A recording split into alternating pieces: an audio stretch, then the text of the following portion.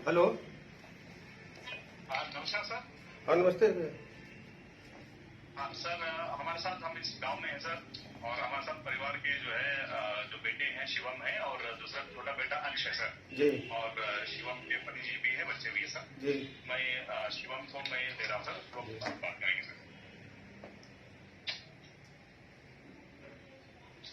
Hello. हाँ शिवम, ये घटना बहुत दुखी करने वाली है। हम एकदम बहुत ही ज्यादा हम दुखी हैं। हम पूरी तरह से तुम्हारे साथ हैं।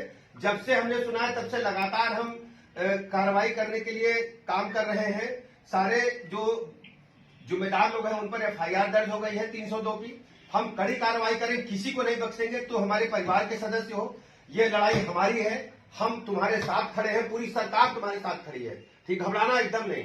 और जो तुम्हारी मांगे हैं उन पर हम गंभीरता पूर्वक काम करेंगे और हर स्थिति में हम तुम्हारे साथ खड़े हैं। बिल्कुल तुम अपने आप को ये मत समझना तुम मेरे परिवार के मेंबर हो, ठीक है ना। एकदम घबरा, इसमें कड़ी से कड़ी कार्रवाई होगी। हम सख्त से सख्त सजा दिलाएंगे। जो भी दोषी हैं हम किसी को नहीं छोड़ेंगे, और जो दोषी हैं उनकी पुश्ते भी याद करेंगे। इतनी कड़ी कार्रवाई कराएंगे। आप हमारे परिवार के मेंबर हो, हम बिल्कुल भी ऐसी घटनाओं को बर्दाश्त नहीं करेंगे। और ये हमारी जिम्मेदारी, पूरे प्रदेश के आप हमारे भाई हो। हर स्थिति में एक एक व्यक्ति को हम कड़ी सजा दिलाएंगे। घबराने की जरूरत नहीं है।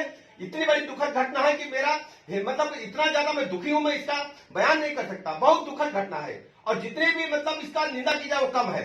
हम तो ईश्वर से प्रार्थना करते हैं कि हमारे परिवार को जो असहनीय पीड़ा मिली इसको सहने की ताकत दे, और हर स्थिति में हम रहेंगे। और माता जी का, हमारी बेटी जो गई है उसको मतलब जो भी हम कर सकते हैं कड़ी से कड़ी सजा दिलाएंगे उन लोगों को जिन लोगों ने इस प्रकार की घटना का करने का प्रयास किया है और अंजाम दिया। हम कड़ी से कड़ी सजा दिलाएंगे।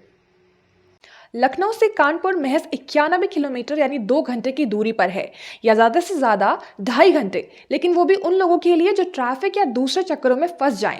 19 किलोमीटर की दूरी को हर मंत्री आसानी से केवल 2 घंटों में पार कर सकता है, जो कि कहीं ना कहीं भारतीय निकाय की देन है। यानी लाल बत्तियों वाला वीआईपी कल्चर है, जिससे मंत्री आसानी से पूरे भारतवर्ष में बिना किसी रुकावट सफर कर सकते हैं। आपातकाल से लेकर हर परिस्थिति में नेताओं को ये छूट होती है।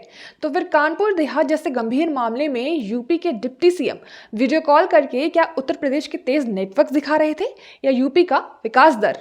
अब कोरोना काल के बाद सब कुछ ऑनलाइन हो ही गया है, तो शायद मंत्री जी ने भी यही सोचकर पीड़ित परिवार को केवल वीडियो कॉल पर ही दिलासा देना ठीक समझा होगा। मगर सच में ऐसा है तो वोट मांगने ये राजनेता पल भर में 500 किलोमीटर से 1000 किलोमीटर की दूरी कैसे नाप लेते हैं?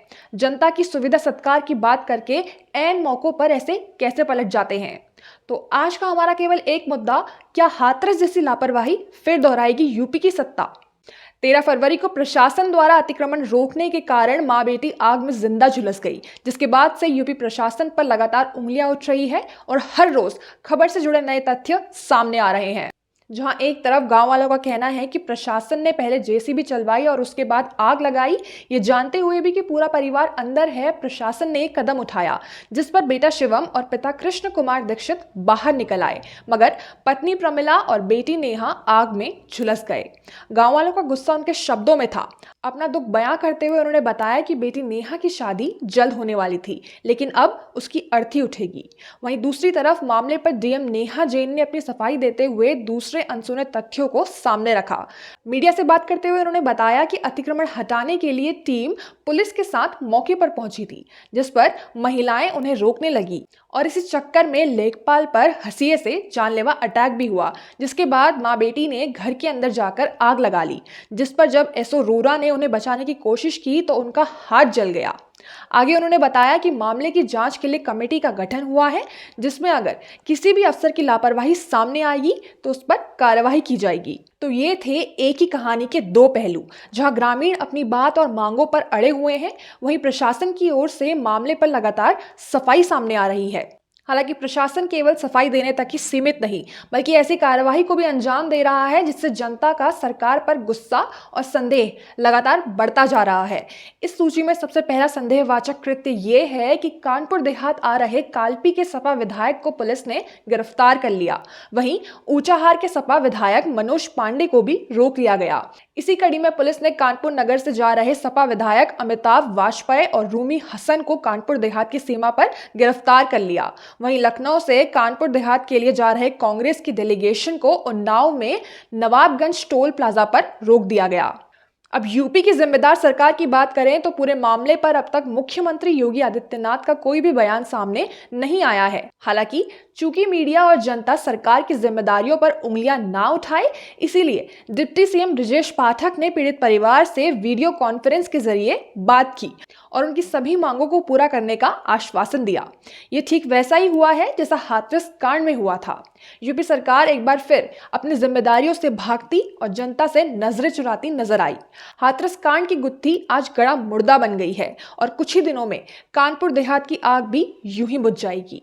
वहीं अब मामले पर अपडेट्स की बात करें तो डिप्टी सीएम ब्रजेश पाठक और कमिश्नर राजशेखर की परिवार वालों से बातचीत के बाद परिजन शव उठाने के लिए राजी हो गए, जिसके बाद शव को पोस्टमार्टम के लिए भेज दिया गया। मामले में एसडीएम को सस्पेंड कर दिया गया है, जबकि लेखपाल और जेसीबी के ड्राइवर को गिरफ्तार कर लिया गया है। हालांकि अभी तक पूरे आरोपी नहीं पकड़े गए हैं, जिसे लेकर हिंदू महासभा, ब्राह्मण महासभा, विश्व हिंदू परिषद और बजरंग दल के लोग घटनास्थल पर प्रशासन के खिलाफ धरने पर बैठे हैं। उनके साथ साथ ग्रामीण और परिजन भी हैं जो सभी आरोपियों की गिरफ्तारी की मांग कर रहे हैं। जहां अब देखना यह होगा कि इस बार यूपी सरकार किस हथकंडे से पूरे मामले को शांत करेगी। तो ये थी आज की पेशकश। ऐसी और खबरों के लिए बने रहिए न्यूज़ पेज के साथ। धन्यवाद।